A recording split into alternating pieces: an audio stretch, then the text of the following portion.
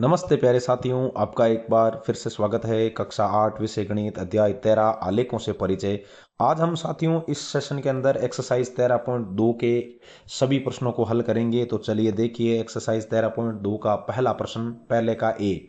उपयुक्त पैमाने का प्रयोग करते हुए निम्न तालिका में दी गई राशियों के लिए आपको एक आलेख बनाना है। और ए में सेबों का मूल्य दिया हुआ है और सेबों की संख्या को एक्स अक्ष पर ले लेंगे क्योंकि ये स्वतंत्र चर है। यहाँ मैंने लिख दिया सेबों की संख्या, सेबों की संख्या। और वाई एक्स पर ले लिया मैंने मूल्य जो कि आपके रुपये में है। अब हमें क्या करना है, पैमाना लेना है। तो पैमाना जब आप लिखेंगे तो पैमाना सबसे इधर लिखते हैं ग्राफ में हम, तो यहां लिख लेना एक्स अक्ष पर, एक्स अक्ष पर 1 सेमी बराबर, यहां हो गई आपके 1 सेब, 1 सेंटीमीटर पर मैं 1 सेब ले रहा हूं। और वाई अक्ष पर देखूं तो वाई अक्ष पर 1 सेंटीमीटर बराबर आप 5 रुपए मान लीजिए साथियों। तो ये अपना मूल बिंदु है, इधर अपनी एक्स अक्ष हो गई, ये वाई अक्ष हो गई। अब आपको या मैंने दे दिया 1 सेंटीमीटर, एक सेब, ये दूसरा सेब, ये तीसरा सेब, ये चौथा सेब और ये पांचवा सेब। और इधर मूल्य की बात करें तो यहाँ 5 रुपए, यहाँ हो गया 10 रुपए, यहाँ हो गया 15 रुपए, यहाँ हो गया 20 रुपए, यहाँ हो गया 25 रुपए और यहाँ हो गया 30 रुपए। आप देख पा रहे हैं पहले सेब का जो मूल्य है वो 5 रुपए है, मतलब यहाँ बात कर रहा है। दो सेबों का मूल्य 10 रुपए हो गया, मतलब यहाँ बात कर रहा है। 3 सेबों का मूल्य 15 रुपए हो गया। 4 सेबों का मूल्य इसने 20 रुपए दे दिया और 5 सेबों का मूल्य इसने 25 रुपए दे दिया। तो मतलब ये एकदम सीधी रेखा में है, आपको स्केल से मिलाना है। मैं यहाँ इसको हल्के हाथों से मिला देता हूं। तो इन बिंदुओं को जब आप मिलाएंगे साथियों तो ये इस तरीके से सीधी एक रेखा बनेगी। उम्मीद है आपको ये ग्राफ समझ में आया है। चलिए देखते हैं इसका बी हमें क्या बोल रहा है। कार द्वारा तय की गई दूरी है, जो हमें यहाँ समय है वो दिया हुआ 6 बजे से 7, 8, 9 बजे तक, और दूरी है वो मैं यहाँ किलोमीटर में दे दी। तो पहले तो इसका आपको ग्राफ बनाना है और उसके बाद फिर हमें इसकी बाकी के 2 प्रश्नों की चर्चा भी करनी है। तो इसमें साथियों पैमाना जब हम मानेंगे तो एक्स अक्ष पर 1 सेंटीमीटर बराबर मैं यहाँ लिख सकता हूँ, वैसे मैंने लिखा भी है 0 से 6, 7, 8, 9। और ये सब पीछे आप लोग इसके बजे लिख लेना, 6 बजे, 7 बजे, 8 बजे और 9 बजे। मतलब 1 सेंटीमीटर बराबर 1 घंटा ले लेते हैं अपन, बहुत बढ़िया बात है। वाई एक्स की जब चर्चा करें तो 1 सेंटीमीटर बराबर मैं 40 किलोमीटर ले लेता हूं। तो ये 0 से 40, फिर 40 से 80, फिर 80 से 120 और फिर 120 से 160। तो सुबह 6 बजे की जब हम बात करें तो जो दूरी है वो उसने 40 किलोमीटर तय की है, बहुत बढ़िया बात है। 7 बजे दूरी 80 किलोमीटर हो गई और 8 बजे दूरी है वो 120 किलोमीटर हो गई और 9 बजे दूरी है वो 160 किलोमीटर हो गई। तो इनको जब हम मिला देंगे तो अपने ग्राफ बन जाएगा। तो जैसे ही हमने इसको मिलाया हमें ऐसा लग रहा है साथियों कि ये 0 से निकल करके फिर आपके यहाँ 40 किलोमीटर, फिर 80 किलोमीटर, फिर 120 और फिर उसके बाद 160। अब हमें ऐसा बोल रहा है प्रश्न आपके इसका बी का पहला कि 7:30 बजे प्रातः व 8 बजे प्रातः कार के अंतराल द्वारा तय की गई दूरी आपको ज्ञात करनी है। तो देखो हमें क्या 7:30 बजे से बोल रहा है, तो 7 और 8 के बीच में जो पांचवी लाइन होगी उसको हम लोग यहाँ इस तरीके से देखो डॉट डॉट डॉट करके और यहाँ तक पहुंच जाएंगे। तो यहाँ ये देखिए पांचवी लाइन ले रहा हूं मैं, ये एकदम बीच में। और यहाँ से जब मैं अब इस तरफ जाऊंगा तो ये लगभग इन दोनों के बीच में आएगी। देखो ये 100 किलोमीटर वाली लाइन जैसा कि आप देख पा रहे हैं, यूं सीधी यूं। तो कहने का मतलब आपके यहाँ 80 और 120 के बीच में 100 किलोमीटर है। तो 7:30 बजे जो दूरी है वो हमारे पास साथियों यहाँ 100 किलोमीटर है। और 8 बजे जो कार ने दूरी तय की है वो अपने पास यहाँ 120 किलोमीटर है। तो 120 में से जैसे ही आप 100 घटाओगे तो यहाँ जो आपके 20 किलोमीटर दूरी है वो उस आधे घंटे के अंतराल के अंदर कार ने तय की है।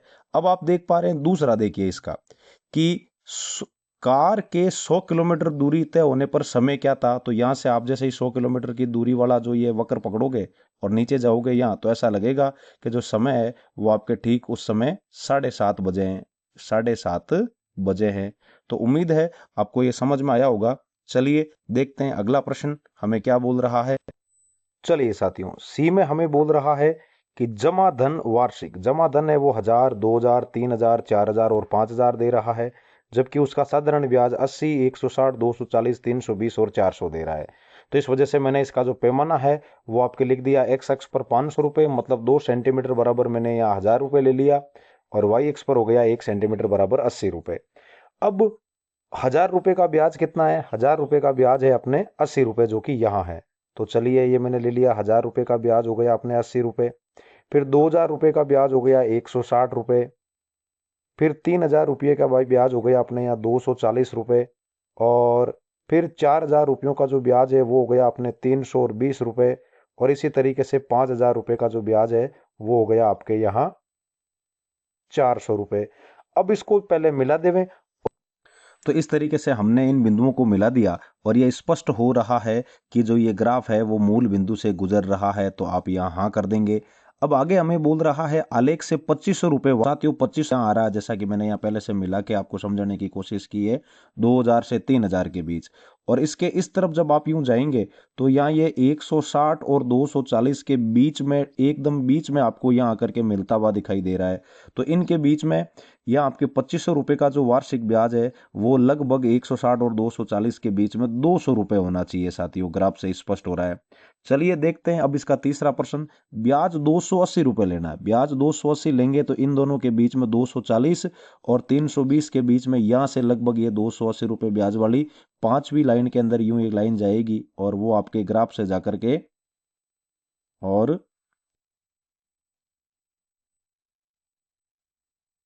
आप स्केल से मिलाना इसको, मेरे पास यहाँ थोड़ी ये यहाँ जाकर के ग्राफ से मिल रही है। और जैसे ही हम लोग नीचे जाएंगे तो मुझे ऐसा लग रहा है ये 3000 और 4000 के बीच में 3500 रुपये का ब्याज है, वो लगभग आपके 280 रुपये होना चाहिए। तो उम्मीद है आपको समझ में आ रहा है। चलिए देखते हैं अगला प्रश्न। चलिए साथियों, दूसरे का पहला हमें बोल रहा है निम्न तालिकाओं के लिए आपको आलेख खींचना है, जिसमें पहला वर्ग की भुजा दी हुई है और फिर उसका परिमाप दिया हुआ है। तो वर्ग की भुजा के लिए मैंने यहाँ इन आंकड़ों को देखते हुए एक्स अक्ष पर 1 सेंटीमीटर पैमाना मान लिया ये, और वाई अक्ष पर परिमाप के लिए 4 सेंटीमीटर पैमाना मान लिया। तो चलिए जब वर्ग की भुजा 2 लेवें तो उस समय परिमाप कितना है 8, तो अपना बिंदु हो जाएगा यहाँ पर। फिर वर्ग कि भुजा यदि 3 लेवें तो उस समय उसका जो आपके परिमाप है वो हो जाएगा 12। साथियों बहुत बढ़िया बात है, ये हो गया 12। फिर वर्ग की भुजा जब 3.5 लेवें, चलो 3.5 का मतलब है इनके बीच में एक गहरी लाइन, तो इनके बीच में गहरी लाइन पांचवी वाली लाइन के अंदर जब हम जाएं वो हो जाएगा आपके 14। तो लगभग ये बिंदु है वो आपके पांचवी लाइन में यहाँ आएगा, इस तरफ भी पांचवी लाइन और यहाँ पर भी पांचवी लाइन। जब भुजा वर्ग की 5 सेंटीमीटर लेवें उस समय परिमाप आपके 20 हो जाएगा, जो कि यहाँ पर है आपके। और जब वर्ग की भुजा 6 ली जाए तो उस समय परिमाप आपके 24 हो जाएगा।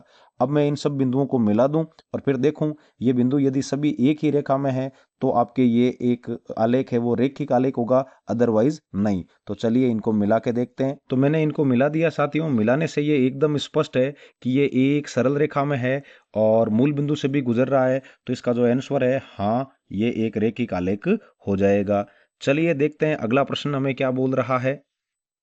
चलिए साथियों, आखिरी प्रश्न इस एक्सरसाइज का हमें बोल रहा है वर्ग की भुजा दी गई है और उसका क्षेत्रफल दिया गया है। आलेख बनाने के बाद हमें पूछ रहा है कि ये जो आलेख है वो रेखिक है या नहीं है। तो एक्स अक्ष की दिशा में मैं यहाँ आपके वर्ग की भुजा ले लेता हूँ सेंटीमीटर में, और वाई अक्ष की दिशा में मैंने वर्ग का क्षेत्रफल ले लिया सेंटीमीटर स्क्वायर में।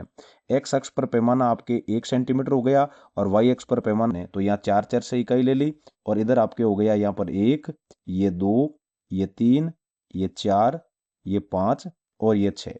साथियों वाई एक्स पर यदि आप ध्यान से देखेंगे तो 1 सेंटीमीटर बराबर 4 सेंटीमीटर स्क्वायर लिया मैंने। तो कहने का मतलब इसमें आपके 10 छोटी छोटी लाइनें हैं। 10 छोटी छोटी लाइनों का मतलब है कि जब 1 मिलीमीटर का जो मतलब है 1/10 करूंगा तो इधर भी आपके यहाँ 4/10 हो जाएंगे। मतलब 1 मिलीमीटर का मतलब आपके 0.4 है वो क्षेत्रफल बढ़ रहा है।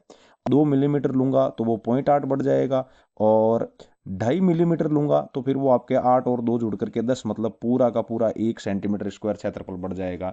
मतलब 1 सेंटीमीटर स्क्वायर क्षेत्रफल के लिए मुझे दूसरी और तीसरी छोटी वाली लाइन के बीच में हमें बिंदु देना होगा। चलिए देखिए, जब 2 सेंटीमीटर लेते हैं उस समय क्षेत्रफल आपके है वो 4 वर्ग इकाई है, मतलब बिंदु अपना यही हो गया। फिर उसके बाद 3 लेते हैं तो 9 आता है। देखो यहाँ 3 है तो एक छोटी लाइन 1 मिलीमीटर का मतलब तो आपके 0.4 वर्ग है, और 2 मिलीमीटर का मतलब हो गया 0.8 सेंटीमीटर स्क्वायर।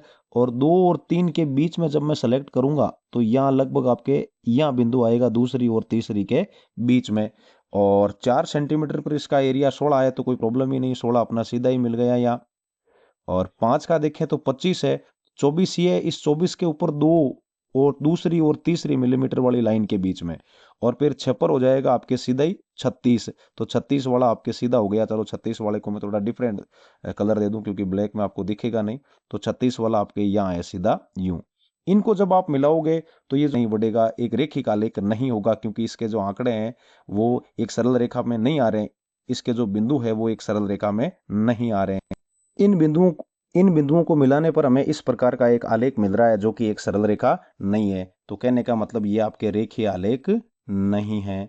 उम्मीद है आपको ये प्रश्नावली समझ में आई होगी। साथियों फिर मिलेंगे किसी नए सेशन में, तब तक के लिए जय हिंद, राम राम।